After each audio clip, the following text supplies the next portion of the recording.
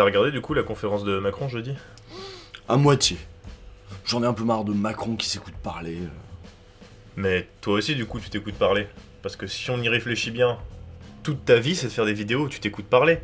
T'as fait des sketchs, t'as fait des chansons, t'as fait des documentaires, et là dans OLG c'est essentiellement toi qui fais des grands discours où tu t'écoutes parler. Tu peux même re-regarder les vidéos pour te réécouter parler. Enfin, ça n'a rien à voir avec Macron. Bah non, parce que Macron lui il fait des trucs au moins, tu vois, genre il empêche les gens de manifester, il prend de l'argent aux vieux, il baisse les impôts des riches, il embauche Benalla, voilà, il a des activités, tu vois. Donc tu vois, c'est pas pareil. Bah, tu serais plus un peu comme Raphaël Enthoven, tu vois.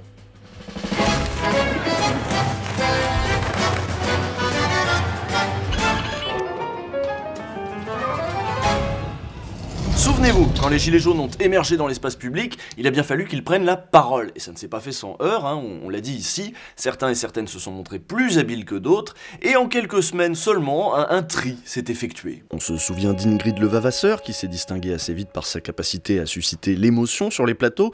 On l'invita, on la réinvita, il fut même question à un moment qu'elle porte elle-même une liste gilets jaunes pour les européennes, ce qui lui a donné une image pas top auprès d'un mouvement dont elle n'est plus aujourd'hui une figure en vue. On se souvient également de Drouet et Nicole, qui, s'ils avaient ce qu'on pourrait appeler de la tchatch, se sont distingués, eux, par leur sortie de route. On aimerait bien aller tous à l'Élysée. Il faudrait vraiment que samedi, on soit tous unis jusqu'au bout et qu'on avance en direction de l'Élysée. Ça ressemble à quoi? Ça ressemble à un putsch que vous voulez faire Non, mais tous les samedi gens veulent aller là-haut. C'est ce qui est le symbole de ce gouvernement. Donc oui, les gens veulent y aller, tout à fait. Des sorties qui ont fait d'eux des infréquentables qu'on n'invite plus guère sur les plateaux. C'est-à-dire que les cadavres de ces malheureux à Strasbourg n'étaient pas encore froids, qu'ils se répandaient avec des théories révisionnistes et complotistes. Donc voilà, son métier maintenant, c'est de rester dans la lumière en rajoutant toujours, en mettant le maximum de merde dans le cerveau de gens qui sont déboussolés, certains qui sont vraiment dans la détresse sociale, dans la détresse économique. À chaque fois, ces attentats sur la table, c'est moi ou alors j'en ai parlé il y a quelques semaines. Qui voit-on encore sur les plateaux? Qui a le privilège de porter la parole d'un mouvement qui pourtant, s'il tolère quelques figures médiatiques, ne veut pas de porte-parole?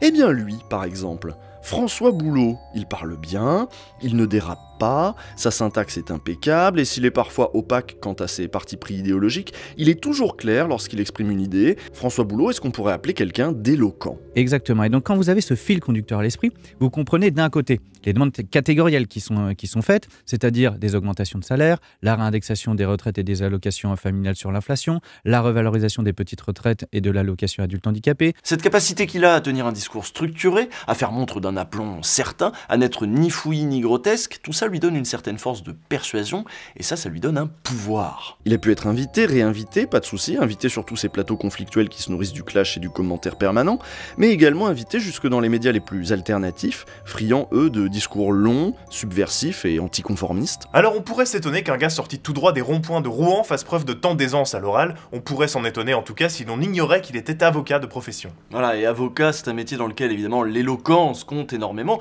Figurez-vous qu'ils se font même entre eux des petits concours d'éloquence pour savoir qui a la plus grosse éloquence. Comme les journalistes de l'audiovisuel, comme les comédiens et surtout comme les politiques, les avocats ont fait de la parole leur métier. Et ce sont ces compétences propres aux avocats qui ont permis à François Boulot de parler à droite, à gauche, de parler pour ceux qui ne parlent pas aussi bien que lui. C'est parce qu'il sait parler qu'on lui ouvre les micros et qu'une fois en piste, il use de ce pouvoir, de sa responsabilité pour, par exemple, faire l'éloge du souverainisme, avec sur le dos le même gilet jaune que celui que portent sans doute le samedi beaucoup d'internationalistes, que le mot même de souverainisme agace au plus haut point. C'est grâce à son éloquence que François Boulot peut faire la promotion de ce souverainisme supposément ni de droite ni de gauche, c'est grâce à son éloquence qu'il peut citer De Gaulle dès qu'il en a l'occasion, comme le ferait un Dupont-Aignan ou un François Asselineau. Bref, c'est grâce à son éloquence qu'il donne au mouvement des Gilets jaunes une certaine image, qu'il colore à sa façon cet élan populaire pourtant rétif à toute récupération, alors même que d'autres porte-parole éphémères, moins talentueux, ont disparu des écrans. François Boulot, il s'est plus. C'est notre nouvelle mascotte, elle est belle, elle est toute neuve. Le propos ici n'est pas de critiquer François Boulot, il a sa ligne politique, il a ses convictions, chacun est juge, on s'en fout. Le propos c'est de montrer que l'éloquence confère un certain pouvoir, qu'il s'agisse d'exprimer des idées, ou même d'en dissimuler d'autres, derrière des discours qui disent sans dire vraiment. Et là on pense évidemment à Macron, que certains trouvent très éloquent, mais d'autres vont dire qu'il parle souvent, beaucoup, et pour dire finalement pas grand-chose. Et nous on est là derrière à essayer de décrypter ce qu'il dit, quelles seront ses prochaines réformes, quelles sont ses idées. On voit bien là que l'éloquence peut aussi faire office d'écran de fumée. Vous savez, quand j'entends parler de langue de bois, mais c'est pas vrai que c'est pas de la langue de bois qu'on a. C'est une langue de coton. Le bois, on peut s'y frotter, on peut s'y heurter, il y a quelque chose.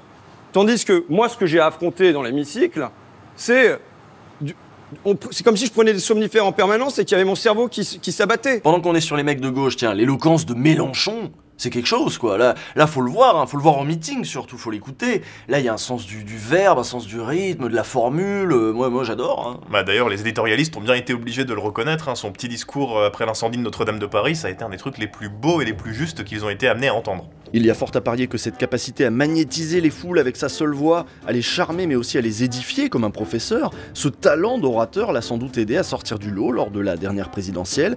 Là aussi, même les commentateurs les plus conservateurs lui reconnaissaient ce talent. Un talent qu'ils reconnaissent aussi à Adrien Quatennens, hein, qui de discours à l'Assemblée en intervention télévisée a clairement semblé s'inscrire dans cette tradition tribunicienne qui accorde une importance toute particulière aux beaux mots et aux belles phrases. D'ailleurs, Quatennens, c'est un petit Mélenchon. Concrètement, il a les mêmes mots, la même rhétorique, il dit par conséquent. Il n'y a que Mélenchon qui dit par conséquent. Du coup, on voit direct comment il a appris à parler, en écoutant le maître, quoi. Et d'ailleurs, oui, on peut apprendre à parler. L'éloquence, ça s'apprend. Ça se travaille, l'oral, figurez-vous. On a commencé en parlant des avocats, mais sachez que les étudiants de Sciences Po, et plus encore ceux de l'ENA, qui devront passer le grand oral de l'ENA, enfin tant que ce truc existera, eh ben, eux, ils travaillent leur éloquence. Seulement, vous le voyez, on parle là de couches de la population particulière, hein, je suis sûr que vous voyez où je veux en venir. Bah, c'est des bourgeois. On a compris, t'inquiète. Ah oui, c'est des bourgeois. Et pour les bourgeois, la parole, ça compte. Avoir le monopole de la parole, impressionner, persuader, c'est très important pour les dominants. Et c'est pour ça que c'est dans les écoles de l'élite qu'on enseigne ça. Et qu'on fait même des concours d'éloquence, donc. Eh bien, figurez-vous que je suis allé voir un de ces concours d'éloquence à l'invitation du non moins éloquent Clément Viktorovitch qui m'a proposé d'être jury lors d'une de ses soirées. Sauf que je suis allé ni à Sciences Po ni à l'ENA, je suis allé à la salle des fêtes de la mairie communiste de Montreuil pour assister à un concours qui opposait les lycéens et lycéennes des établissements publics de la ville. Toujours de gauche, rassurez-vous. Pendant 3 mois, les lycéens de la ville de Montreuil ont appris l'art de la parole et de l'argumentation. Il était presque naturel d'amener ces 50 lycéens, ces 50 libres parleurs, à travailler sur un sujet. Le sujet qui nous rassemble tous, le sujet que nous avons tous en commun. Notre devise républicaine. Liberté, égalité, fraternité. Eh ben, je peux vous dire que quand on donne la parole à des garçons et à des filles qui n'ont pas l'habitude de l'avoir, quand on les forme, quand on les encourage, voilà, à se saisir de cet outil, eh ben, ils n'utilisent pas ce pouvoir pour faire des esbroufs, des effets et pour dire du rien. Nous sommes parfaitement égaux. Exactement. Égaux. Donc je pense que nous sommes assez libres. Nous avons des lois qui cassent un peu le délire, mais ça va. Pour moi, Maëlan, la liberté appartient à ceux qui l'ont acquise. Mon point de vue n'est pas le même qu'au début. Il a évolué. Je ne pense plus de la même manière. Cessons de construire des frontières, des barbelés de préjugés. Si les migrants ne sont pas libres d'essayer de survivre et de protéger leur famille, et si les citoyens français ne sont pas libres de les y aider, alors nous ne sommes ni libres, ni égaux, ni fraternels. Et nous ne sommes même pas libres d'être fraternels. Bon, on a délibéré et la grande gagnante de la soirée, c'était elle, Asia, 18 ans, qui nous a parlé de cette période des attentats 2013 sous Hollande. Elle devait avoir 13 ans à l'époque. Je suis française et musulmane, oui. Mais je m'étais jamais imaginé le revendiquer. Je pensais qu'on comprendrait que ma spiritualité ne m'est pas privée, mais intime. Et qu'à ce moment-là, j'avais besoin de nos valeurs républicaines, celles que prône sans arrêt la France, pour me garantir le droit d'être celle que je suis. Pourtant, peu après le 13 novembre, je n'étais plus totalement française. Je ne me sentais plus vraiment chez moi, alors que je n'ai nulle part où aller. Alors, je sais pas vous, mais moi je savais pas comment une gamine de 13 ans, musulmane, avait pu vivre cette période difficile de notre passé récent. Je savais pas non plus comment une ado de 16 ans, débarquée en France depuis 2 ans seulement, pouvait voir notre pays avec ses yeux à elle. La France, pour moi, c'est la mère de tous. Ici, j'ai connu des Arabes, ici, j'ai connu des Tunisiens, ici, j'ai connu de n'importe quel type de personnage. Chez moi, en Côte d'Ivoire, je voyais que des Noirs. Je voyais que mes cousines, je voyais que des Ivoiriens et des fois des Burkinabés. Et là, c'était émouvant, parce que des jeunes, c'est toujours un peu émouvant, les jeunes c'est émouvant, mais surtout c'était passionnant. C'était passionnant parce que là, s'exprimaient des voix qu'on n'a pas l'habitude d'entendre et qui fatalement proposaient des récits différents. Quand on parle de diversité ou de parité, c'est en partie pour ça. C'est parce que ces quotas, qui ont par exemple propulsé des femmes dans les partis politiques, à des postes où on peut les entendre, ont permis à ces femmes de se former à la parole publique. C'est parce qu'un espace était disponible qu'enfin elles ont pu prendre la parole et apprendre à leur tour cette éloquence que bien souvent on apprend qu'en se voyant offrir un espace de parole. Parce que pour apprendre à parler, il faut déjà commencer par parler. D'ailleurs, des femmes qui savent se montrer aussi éloquentes, sinon plus encore que ces messieurs, on en connaît maintenant un certain nombre. On pense à Christiane Taubira, dont l'éloquence à l'ancienne, toute littéraire et verbeuse, n'est pas sans évoquer celle de Mélenchon, mais aussi à Cécile Duflot, qui reconnaît devoir sa place et donc certains de ses talents actuels aux lois sur la parité en politique. Mais allons plus loin, pourquoi ne pas se dire que l'éloquence c'est une compétence citoyenne comme bien d'autres, comme savoir raisonner, savoir lire, savoir écrire. Et si c'est une compétence aussi importante dans notre démocratie, pourquoi la réserver à quelques-uns? Alors je sais pas si vous vous souvenez, parce que je sais pas si vous regardez tous les épisodes d'Ouvrez les guillemets, j'espère. Il y a intérêt.